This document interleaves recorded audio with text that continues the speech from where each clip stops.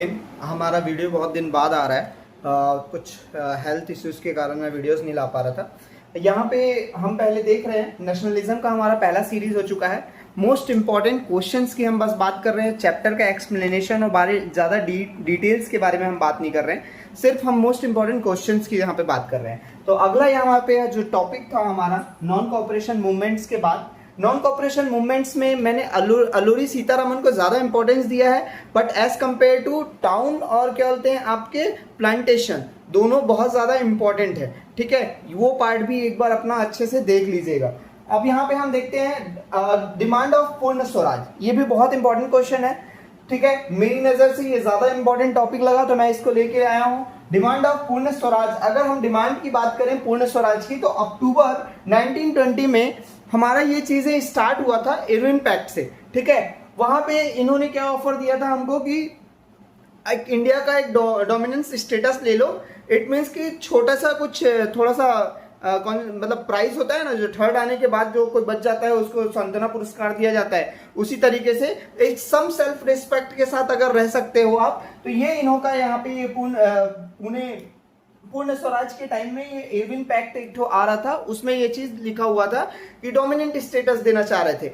अब ये हमको नहीं चाहिए था। ठीक है, इसके कारण हमारा यहाँ पे ये चीज ना मान के हम 1929 के लास्ट में हमने पूर्ण स्वराज पूर्ण इंडिपेंडेंट की लाहौर सेशन में हमने पूरी तरीके से ये क्या कर दिया, वहां पे पूर्ण स्वराज मांग किया, फुल इंडिपेंडेंट हमको चाहिए, हमको कोई भी तुम्हारा छोटा सा लुभावनी 4th नंबर का प्राइस नहीं चाहिए। ठीक है, और उसी को हमने क्या दिया गया, उसी का नाम क्या दिया गया था 1929 में जो लाहौर सेशन हुआ था जवाहरलाल नेहरू के नेतृत्व में, उसको बोला गया था पूर्ण स्वराज। अब यहाँ पे ये सीरीज कभी कभी पूछ लेता है इस पैक्ट के बारे में, पूर्ण स्वराज के बारे में, तो हमको थोड़ा बहुत ये नॉलेज होना चाहिए। अक्टूबर 1929 में ये थोड़ा सा वाइसरॉय उस समय के थे, जो इनके बीच में एक डोमिनेंट स्टेटस वाली बात हुई थी, और फिर उसके बाद पूर्ण स्वराज का डिमांड हुआ था। उसके बाद हम आ जाते हैं सॉल्ट मार्च और सिविल डिसोबीडिएंट मूवमेंट।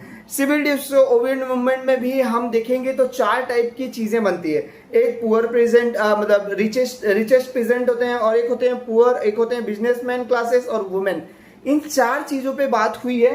ठीक है, सिविल डिसोबीडिएंट मूवमेंट में। सिविल डिसोबीडिएंट मूवमेंट हमारा जो है स्टार्ट कहाँ से होता है, तो ये सॉल्ट मार्च यहाँ पे नमक कानून को तोड़ के होता है 12 मार्च 1930 को 240 माइल्स। ठीक है, चल के, ठीक है, टू 1 पॉइंट समथिंग कुछ का 1 किलोमीटर 1.7 और 6 किलोमीटर का 1 माइल्स होता है, एक बार देखना पड़ेगा उसमें।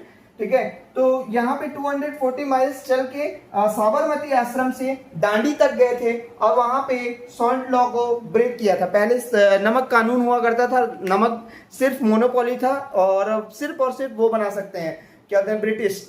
तो यहाँ पे 6 अप्रैल 1930 को हमारा क्या हुआ, ये इस कानून को तोड़ दिया गया, और वहीं से हमारा स्टार्ट हुआ था सिविल डिसोबीडिएंट मूवमेंट हमारा मेन, कि आज से हम कोई भी लॉ जो गवर्नमेंट ने बनाया है, ब्रिटिश गवर्नमेंट ने इंडियन पीपल्स के लिए बनाया है, वो हम उसको फॉलो नहीं करेंगे, उसको हम कुछ भी नहीं मानेंगे। और यहाँ पे पहला ये चीज इम्पैक्ट बना था, सॉल्ट लॉ ब्रेक होने के कारण इम्पैक्ट बना था कि सिविल डिसोबीडिएंट मूवमेंट का यहाँ से स्टार्टिंग माना गया है। अब इसको 4 पार्ट में डिवाइड हुए हैं। रिच प्रेजेंट का डिमांड था कि टैक्सेस को क्या कर दें, रिड्यूस कर दें। ठीक है, यहाँ पे मैं पढ़ाते जा रहा हूँ, और आपको फिर इसके बाद एक proper answers plus question previous year आपको मतलब डिटेल्स में मिल जाएंगे। आप बोर्ड स्क्रीन में अपने आप आ जाएगा, मैं एडिट करके कुछ लगाने की कोशिश करूंगा, सीख रहा हूं अभी एडिटिंग। ठीक है, तो ये सारी बात एक proper answers plus question previous year आपको मतलब डिटेल्स में मिल जाएंगे। आप बोर्ड स्क्रीन में अपने आप आ जाएगा, मैं एडिट करके कुछ लगाने की कोशिश करूंगा, सीख रहा हूं अभी एडिटिंग। ठीक है, तो ये सारी चीजें हम एक टॉपिक में लिए हैं। यहाँ से आपके सारे इम्पोर्टेंट क्वेश्चन जो क्या बोलते हैं क्लास 2022 से लेके 2025 तक के ऑल ओवर इंडिया के लिए जो सीबीएसई के क्वेश्चंस आए हैं, उसको मैं मेंशन कर दिया हूँ। इसको अच्छे से आप लोग रीड करिए। ये जो टोटल 20 क्वेश्चंस हैं, ये हर एक टाइम में किसी न किसी पेपर में आए हुए क्वेश्चन है। आंसर बस क्वेश्चन थोड़ा सा डिफरेंट रहता है, आंसर सेम रहता है। तो आप सिर्फ आंसर को याद करिए और छोटा सा भी कोई पॉइंट आपको मिले तो उस आंसर को वहाँ पे लिख दीजिए। एग्जैक्टली आपका आंसर हमेशा सही होगा। सीबीएसई थोड़ा सा हार्ड वर्ड्स दे देता है, बाकी आंसर हमेशा वही रहता है। और आगे की वीडियो को कंटिन्यू करिए। होता है लास्ट का एक हमारा जो विजन था, नेशनलिज्म का एक विजन था, जैसे कि वंदे मातरम कौन लिखा है, ठीक है, और भारत माता का फर्स्ट पिक्चर कौन बनाया है, इससे रिलेटेड भी क्वेश्चंस आते हैं एक, ठीक है। हमारा चारों टॉपिक डिस्कस हो गया था। Non cooperation movement first series में मैंने बता दिया है। अल्लूरी सीतारामन बहुत इंपॉर्टेंट है, ठीक है। फिर इसके बाद आपका टाउन से रिलेटेड क्वेश्चंस आते हैं और फर्स्ट वर्ल्ड वॉर से रिलेटेड क्वेश्चंस आते हैं, क्या क्या नुकसान हुए थे इकोनॉमी में, वो हमारे क्वेश्चंस आते हैं। फिर उसके बाद सिविल डिसओबेड मूवमेंट आता है, उसमें लिमिटेशंस के क्वेश्चंस आते हैं। ये सारे क्वेश्चंस मैं अच्छे से ऐड कर दूंगा विथ आंसर, तो आप देख के इसको अच्छे से लिख भी सकते हो। तो इसमें क्या है, कुछ पार्ट जो था जो लिमिटेशंस में आ रहे थे, क्या यहाँ पे कभी कभी क्वेश्चंस पूछा है, 4 से 5 बार क्वेश्चन पूछा है limitations of the civil disobedience movement. तो पहला क्या है कि दलित और मुस्लिम इसको अपने आप से, इसको सिविल डिसोबेड मूवमेंट से थोड़ा सा अलग रखे थे। क्यों? क्योंकि कांग्रेस को ये लगता था सनातनी हमसे नाराज हो जाएंगे अगर हम दलित को इसमें पार्टिसिपेट करेंगे।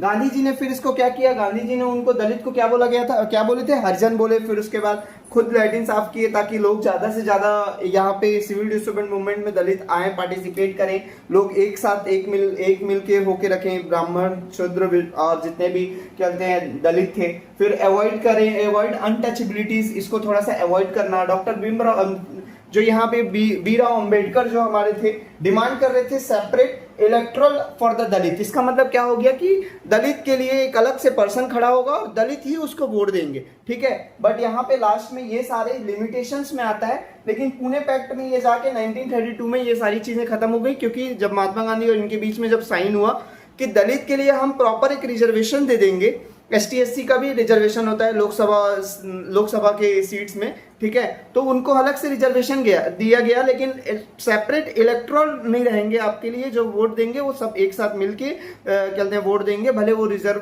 कैटेगरी के लिए एक प्रॉपर आपका वहां पे आदमी दिया जाएगा, ठीक है।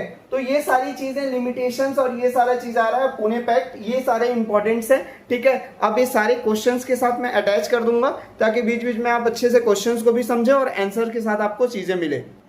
और तबीयत अभी भी पूरी तरीके से ठीक नहीं हुआ है, तो अच्छे से वीडियोस तो नहीं बनाया, बट फिर भी जितना भी जैसा भी था इसको हेल्प करिए, ज़्यादा से ज़्यादा लोगों को लाइक करिए, शेयर करिए, सब्सक्राइब करिए। Thank you.